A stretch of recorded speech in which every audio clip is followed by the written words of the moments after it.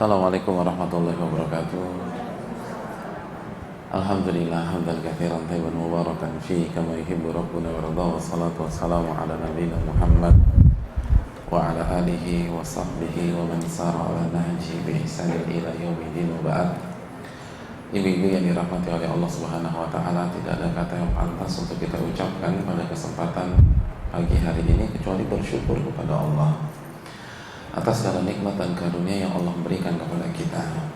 Salawat beriring salam semoga senantiasa tercurahkan kepada qudwah kita, uswah hasanah kita, Nabi besar Nabi Muhammad SAW, beserta para keluarga beliau, para sahabat-sahabat beliau, dan orang-orang yang istiqomah berjalan di bawah sunnah beliau sampai hari kiamat kelak.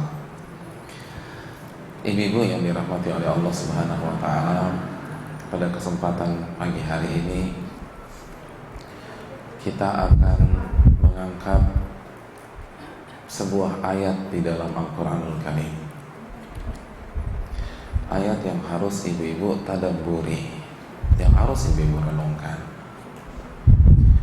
Ayat yang termaktub di dalam surat Al-A'raf ayat 26. Ini ayat luar biasa dan cocok banget sama ibu-ibu. Benar. Kira-kira ayat tentang apa tuh, Bu? Hah? Ayat tentang apa? Yang cocok buat ibu-ibu kira-kira ayatnya tentang apa, Bu? Hah?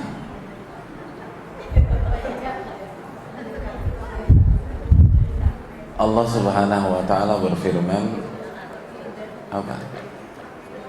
Ya bani Adam, qad anzalna 'alaikum libasan yuwari sawatikum wa risha wa libasut taqwa dzalika khair dzalika min ayatillah la'allahum yadhakkarun. Siapa yang bisa baca artinya? Wahai anak Adam, sesungguhnya hilang.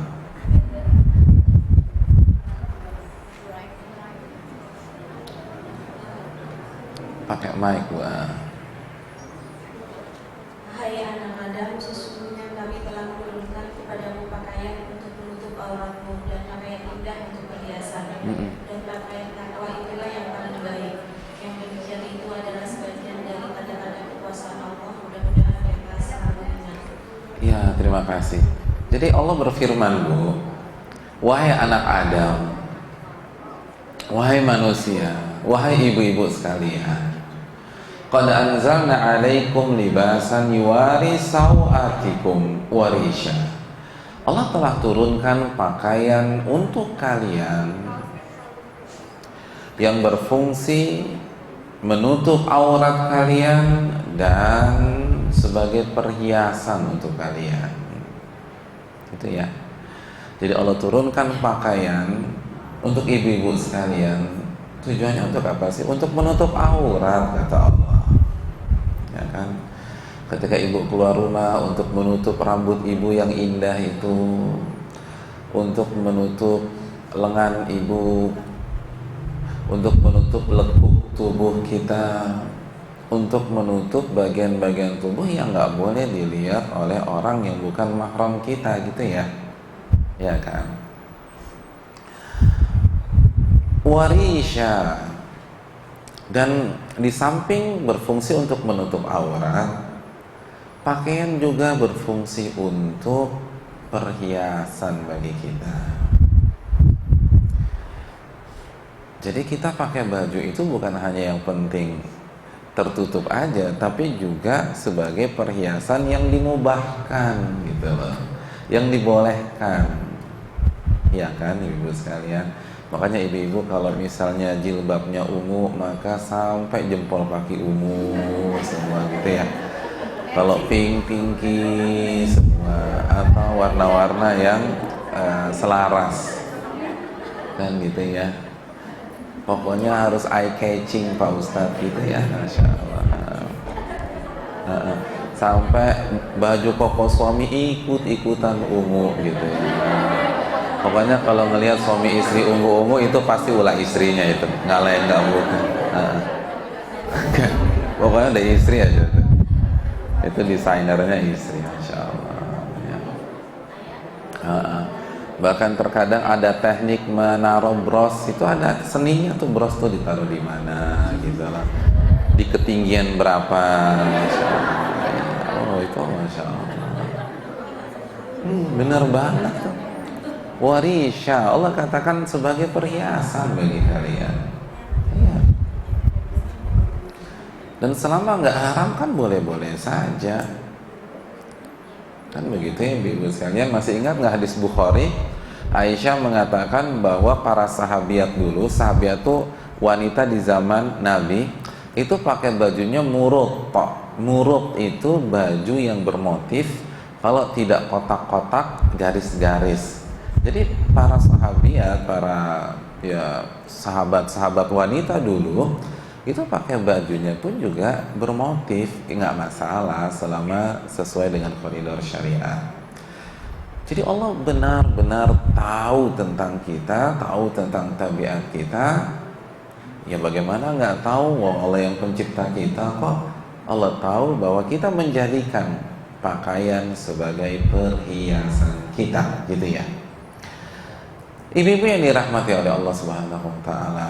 Tapi ternyata ayat itu nggak berhenti sampai di sini saja.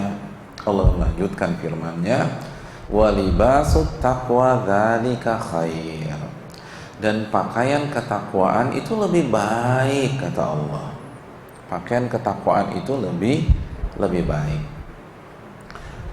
Apa maksudnya, Bu? Apa tafsir pakaian ketakwaan dalam ayat ini? Pakaian ketakwaan dalam ayat ini, kalau ibu-ibu buka buku tafsir seperti Al-Imam Ibnu Katsir dan yang lain sebagainya, maka artinya adalah iman dan amalan-amalan hati. Apa, Bu? Iman dan amalan hati. Itu dia. Kenapa demikian? Karena Allah berfirman, dan pakaian ketakwaan itu lebih baik. Apa maksud pakaian ketakwaan? Pakaian yang mereknya takwa, Pak Ustadz? Bukan. Takwa itu pernah disampaikan Nabi dalam hadis yang lain, at-taqwa hahuna. At-taqwa hahuna. Takwa itu di sini, kata Nabi. Inti dari ketakwaan itu di hati, kata Rasulullah SAW. Jadi inti ketakwaan itu di hati. Jadi oleh karena itu maksud libasut takwa, pakaian ketakwaan adalah pakaian ketakwaan yang menyelimuti hati kita. Hati kita penuh dengan iman, penuh dengan keikhlasan, penuh dengan rasa ridho terhadap takdir Allah, penuh dengan ketawaduan, penuh dengan ketundukan kepada Allah, penyerahan kepada Rabbul Alamin. Itu pakaian takwa. Allah berfirman, dan pakaian takwa itu lebih baik untuk kalian. Pakaian takwa itu lebih baik untuk kalian. Lalu Allah berfirman, dzalika min ayatillah. Hal ini salah satu tanda-tanda kebesaran Allah. Semoga kalian sadar dan bisa memahaminya. Ibu-ibu sekalian, ayat ini harus kita renungkan, khususnya bagi kita yang telah berhijrah, yang telah bertaubat misalnya, yang telah berhijab, yang telah menutup aurat, yang telah berusaha untuk merubah pola hidupnya atau lifestyle-nya. Bu, Allah menyatakan pakaian itu fungsinya menutup aurat dan sebagai perhiasan. Itu bagus-bagus saja. Jadi kalau ibu senang dengan pakaian bagus, nggak masalah, selama nggak haram. Masih ingat kan sabda Nabi SAW ketika ditanya tentang, ya Rasulullah, ara'aita in kana ar-rajulu yuhibbu an yakuna thawbuhu hasanan wa na'luhu hasanatan wahai Rasulullah, bagaimana menurut engkau jika ada seseorang yang suka pakai baju yang bagus dan pakai sepatu atau sendal yang bagus? Apa kata Nabi kita? Innallaha jamil yuhibbul jamal. Allah zat yang maha indah dan sangat menyukai keindahan selama nggak haram. Jadi Allah senang gitu loh ketika ibu pakai baju bagus ya, ibu pakai baju yang matching selama nggak haram, itu Allah senang gitu loh. Bagus nih gitu loh, selera busananya tinggi gitu ya. Ketika ibu pakai terkesan fashionable, itu Allah bagus tuh gitu loh. Namun sekali lagi selama tidak haram ya. Nah, yang ingin ditekankan dalam ayat ini itu bagus. Ibu punya concern terhadap penampilan itu bagus, tapi jangan berhenti sampai di sini gitu loh. Makanya Allah katakan ada yang lebih bagus lagi, ada yang lebih penting lagi, ada yang lebih urgent lagi, dan itu adalah menata hati dan jiwa kita agar tetap beriman kepada Allah, agar ikhlas dalam menjalani hidup dan ibadah, agar yakin terhadap janji-janji Allah. Walibasut taqwa dzalika khair. Dan pakaian ketakwaan yang menyelimuti hati Anda itu lebih baik. Itu lebih baik.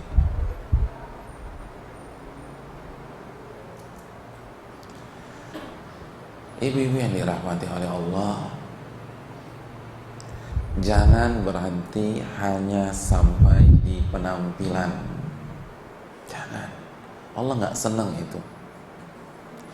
Dan yang disayangkan ini terjadi di banyak tempat, baik laki-laki maupun wanita.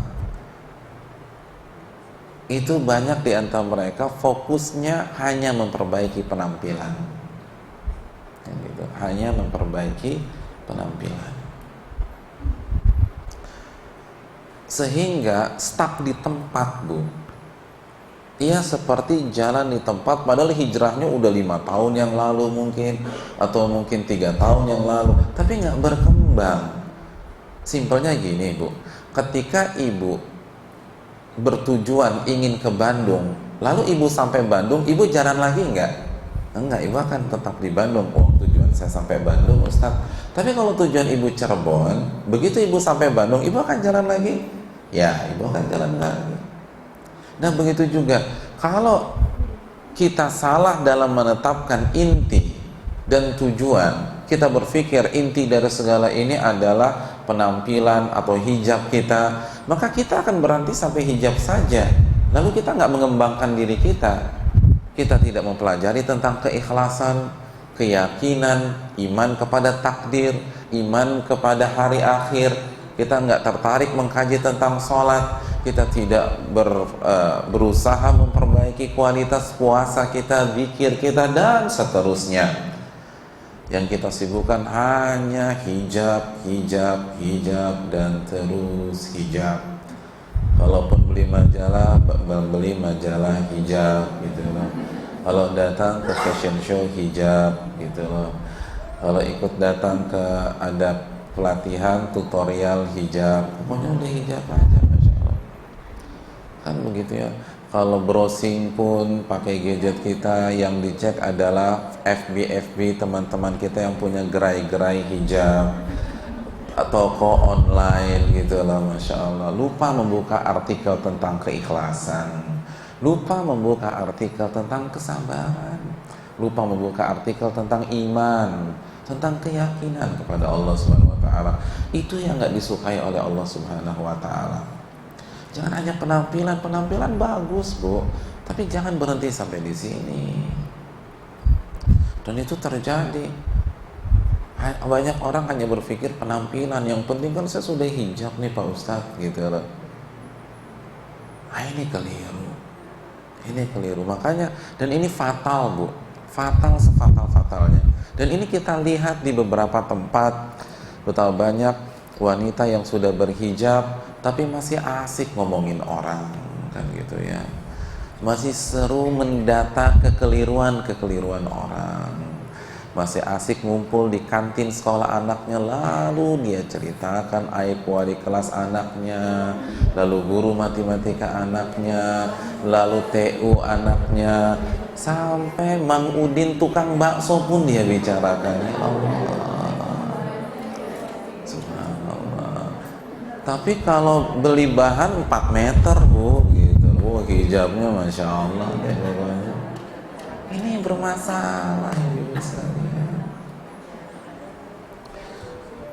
Masih banyak orang-orang yang ngaji udah 2-3 tahun sudah berhijab syar'i, tapi begitu ada masalah yang menimpa keluarganya, galau, pasang status, lalu teman-temannya japriin dia, lo lagi galau ya? Emang kenapa tuh status lo begitu?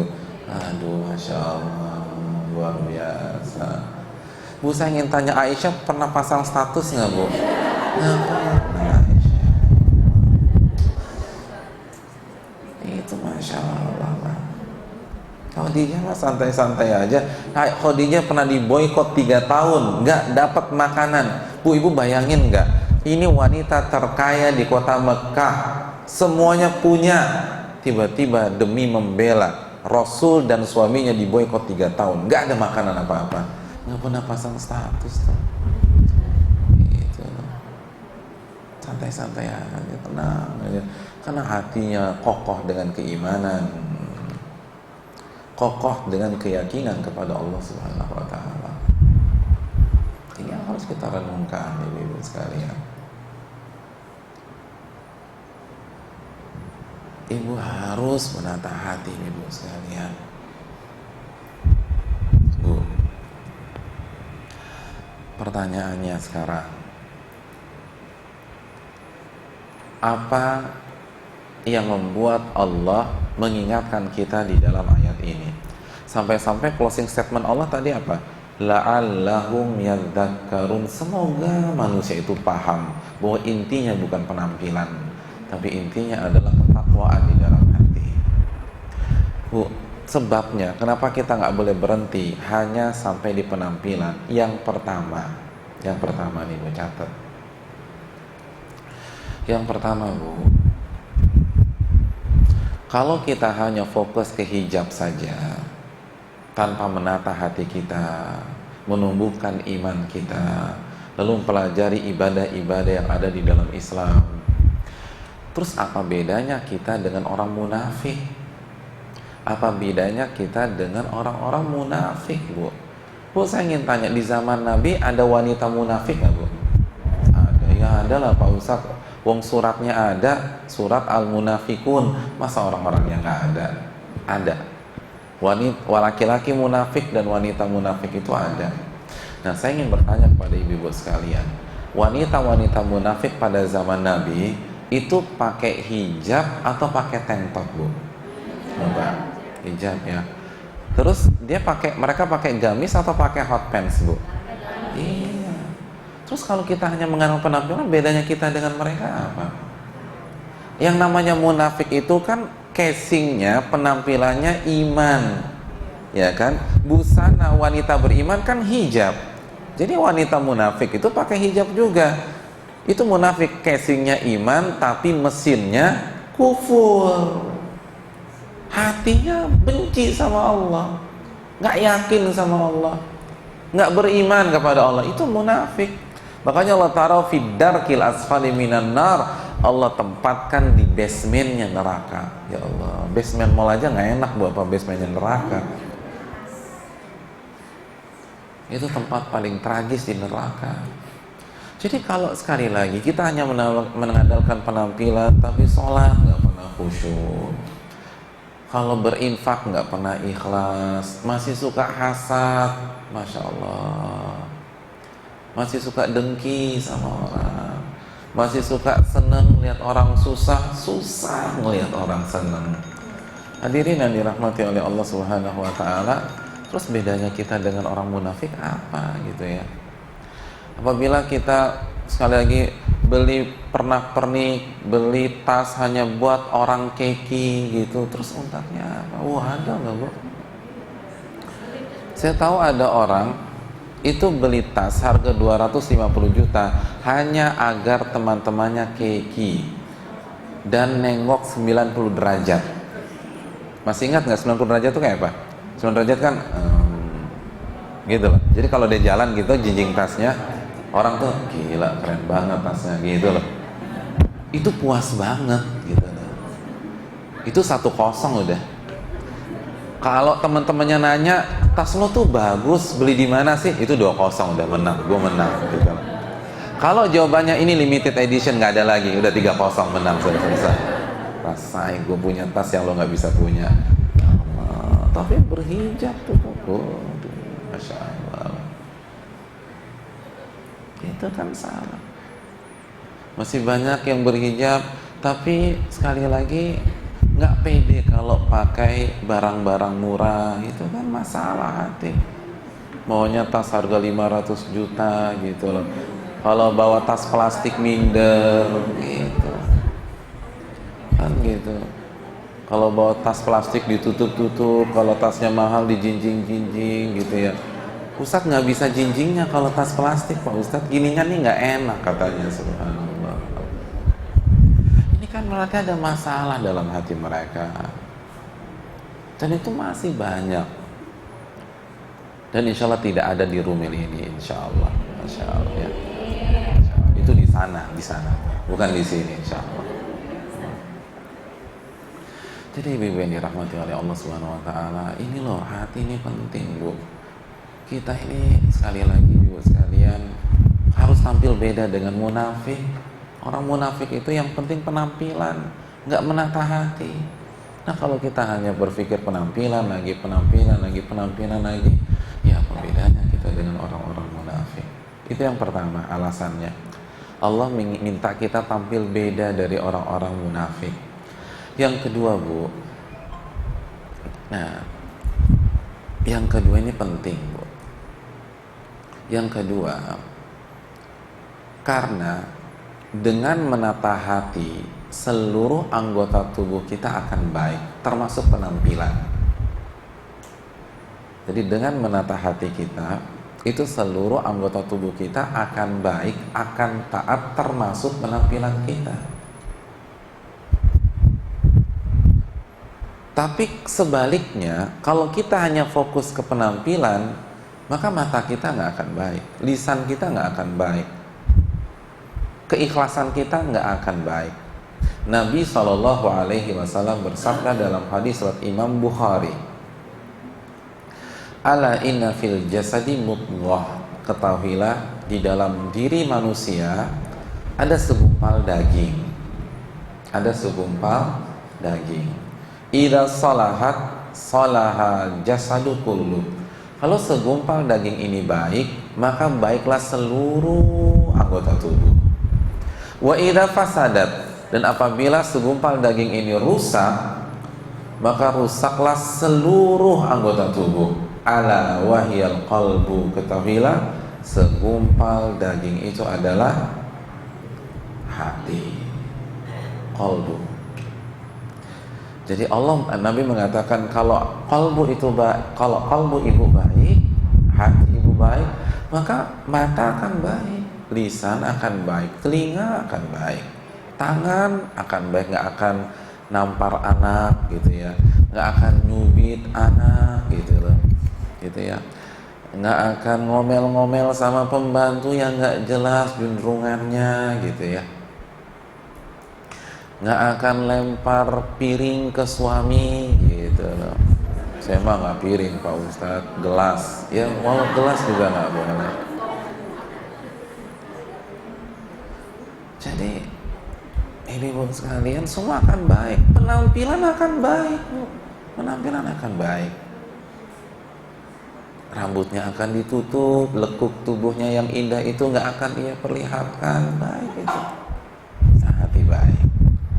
Dan sebaliknya wa idza fasadat, kalau hati itu rusak, fasadal jasadu kullu, maka seluruh anggota badan akan rusak, Lisan nggak terkontrol gitu ya bu ya. Maka kan yang bisa menata lisan tuh siapa bu? Hati. Nabi bersabda, "Man kana yu'minu billahi wal yawmil akhir falyaqul khairan aw liyasmut." Barang siapa yang beriman kepada Allah dan hari kiamat, maka hendaklah dia berkata baik atau diam. Jadi yang bisa menata lisan kita hanya mengeluarkan yang baik-baik aja itu hati kita yang penuh dengan nuansa iman kepada Allah dan hari akhir. Itu tadi. Nggak ada yang bisa mengerem lisan kita. Karena lisan kita ini punya nafsu bicara yang seringkali itu lebih parah daripada nafsu syahwat kita. Ya Allah. Nafsu bicara, itu ngeri kok. Benar. Itu nggak kenal waktu. Orang masih jaga-jaga kalau ingin melampiaskan nafsu syahwatnya, tapi kalau udah nafsu bicara, itu nggak tendeng aling-aling deh. Sampai di Masjidil Haram aja masih ngomongin orang gitu. Itu nggak bener tuh travel kita, masa begini subhanallah. Itu depan Ka'bah ngomongin orang. Tapi berani kan orang berzina depan Ka'bah? Waduh, nggak berani lah. Tapi lisan, serang sana, serang sini. Iya. Kan begitu ya. Bahkan sambil tawaf pun masih bahaya loh. Itu ada kejadian, itu ada dua ibu-ibu tawaf sunnah itu sambil ngomongin suaminya. Lo tau nggak laki gua tuh, itu nyebelin banget tau nggak? Allahu Akbar. Iya tuh dia tuh begini. Itu kejadian. Subhanallah.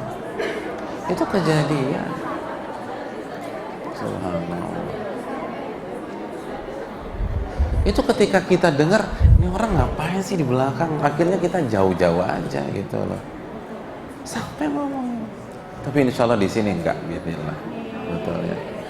Makanya itu kan apa penyebabnya? Hati lagi-lagi, Bu. Nggak ada yang bisa ngontrol hati kita, lisan kita kecuali hati. Jadi Ibu lihat aja ya, kalau Ibu ketemu wanita, jilbabnya udah syar'i banget deh, panjang banget, tapi masih asik ngomongin orang, dia nggak beriman kepada Allah dan hari akhir dengan benar. Walaupun jamaah pengajian 5 tahun atau koordinator pengajian atau seterusnya, enggak. Karena Nabi mengatakan jika hati Anda beriman kepada Allah dan hari akhir, hendaklah dia berkata baik. Lisan kita cerminan hati kita, karena ini yang bisa mengontrol. Makanya ibu-ibu sekalian, kalau kita fokus menata hati, semuanya akan baik. Semuanya akan baik.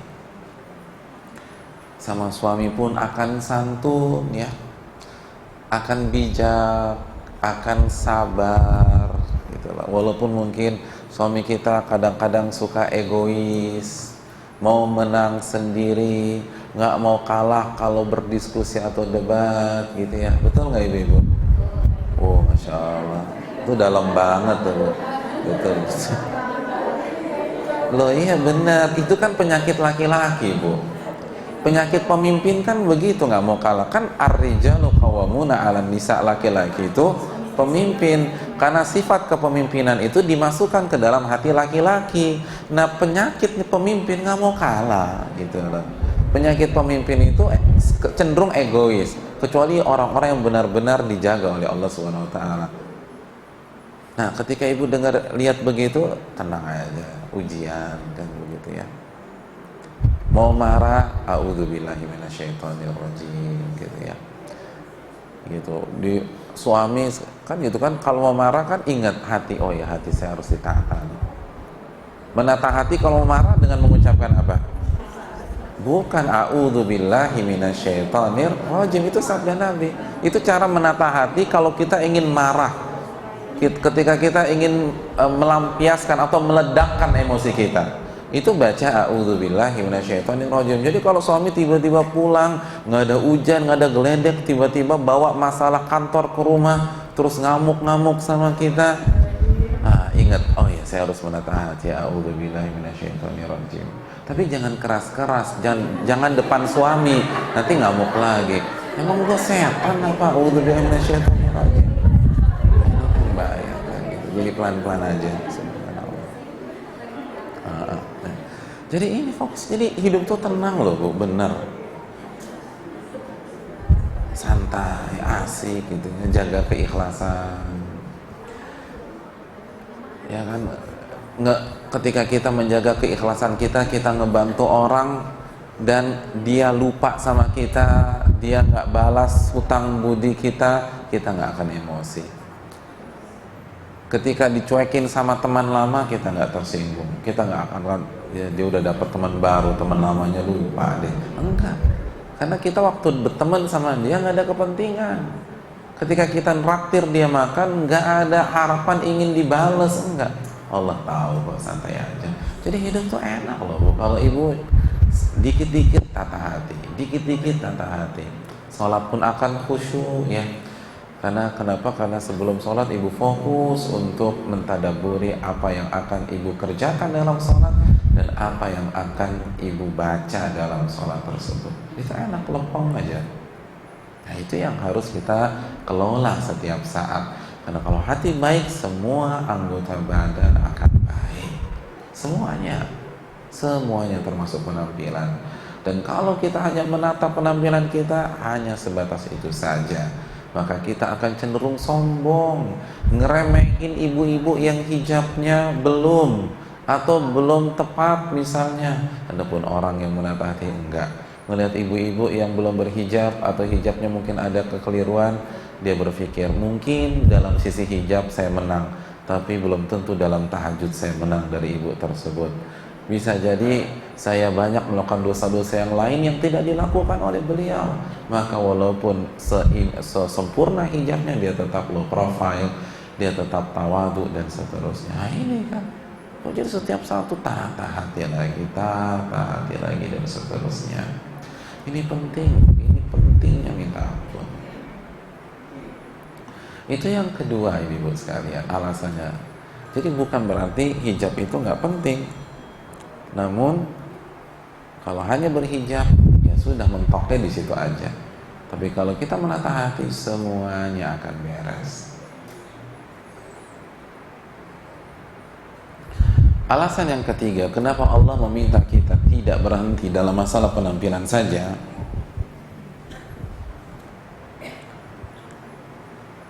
Karena menata hati ibu itu sebuah usaha yang sangat berat,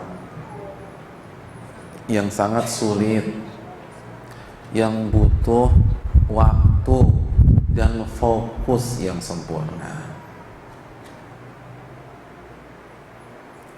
Itulah alasannya kenapa kita harus fokus masalah ini. Di samping dia parameter, ngenaklukinnya tuh susah banget. Ya enggak? Simpelnya gini deh Bu, misalnya di kajian Rumil pagi hari ini saya menjelaskan tentang cara Nabi SAW melakukan sujud. Jadi Bu, sujud Nabi begini Bu. Kira-kira zuhur nanti udah bisa dipraktekkan belum? Sudah gitu insya Allah. Tapi kalau pagi ini kita bahas tentang amalan hati khusyuk ketika sholat, kira-kira zuhur sudah bisa dipraktekkan? Belum. Asar? Belum juga. Itu berat latihan kekhusyukan tuh. Kan gitu ya Bu ya, Masya Allah. Misalnya hari ini Ustadznya ngebahas tentang pentingnya memaafkan, berjiwa besar, berhati lapang. Ketika ada seseorang salah, maafkanlah kesalahannya. Oh itu kalau pas ikut kajian udah ngangguk-ngangguk begini tuh. Iya benar kata nih Ustadz. Tapi ketika besok dengar kabar suami selingkuh, kira-kira bisa dimaafin nggak? Nah ada ceritanya, cerai mas. Masya Allah. Gitu. Padahal mungkin suaminya tobat kepada Allah, nyesel, senyum-senyum, tapi nggak bisa tuh. Mas nggak tahu perasaan saya, sakitnya di sini mas, kan begitu. Makanya karena ngikutin penyanyi dangdut jadi nggak bisa move on gitu loh. Harusnya kan yang kita ikuti sunnah Nabi SAW. Hadirin, bukan menjustifikasi sebuah perselingkuhan ya, tetapi bagaimana kita menyikapi hal tersebut kalau itu terjadi. Dan insya Allah tidak akan terjadi di keluarga kita, amin ya rabbal alamin. Tapi kan itu yang ada di masyarakat. susah. Maafin orang tuh susah banget. Iya kan? Itu berat. Itu tadi. Kalau di kajian mah mudah. Iya benar Pak Ustadz, kita ini harus punya hati yang mapan. Harus punya hati yang berjiwa besar, ya Allah. Tapi coba besok jempolnya keinjek sama hak sepatu temennya, pas lagi cantengan pula, kira-kira gimana? Ya Allah, itu gitu ya. Berat. Makanya itu tadi, karena ini lebih berat, apalagi ini parameter sebuah kebaikan, tidak heran Allah berfirman, pakaian itu bagus sebagai perhiasan, tapi ada yang lebih besar lagi. Jangan hanya berhenti sampai titik ini, harus kita menata dan terus menata hati kita. Oleh karena itu ibu-ibu yang dirahmati oleh Allah Subhanahu wa Ta'ala, agar kita benar-benar mencapai puncak kesempurnaan seorang muslim dan mukminah, ini yang harus kita fokuskan. Terus belajar dan terus belajar, khususnya menata hati kita. Makanya tidak heran, tidak aneh Bu, Nabi SAW di awal-awal dakwah beliau itu berbicara tentang apa? Beliau tidak berbicara tentang puasa. Puasa itu baru ada di Madinah Bu. Beliau tidak berbicara tentang zakat. Beliau tidak berbicara tentang hijab. Beliau tidak berbicara tentang haji atau umrah. Di tahun-tahun pertama apa yang beliau bicarakan? Iman. Beliau bicara tentang iman. Beliau berbicara tentang keyakinan. Beliau berbicara tentang la ilaha illallah. Bagaimana menundukkan atau mengajak hati kita untuk merasa hina dan tunduk kepada Allah. Itu kan konsep la ilaha illallah. Karena ini yang susah Bu. Kalau ini udah dapat, itu mau dikasih hukum apa aja udah samina wa ta'na.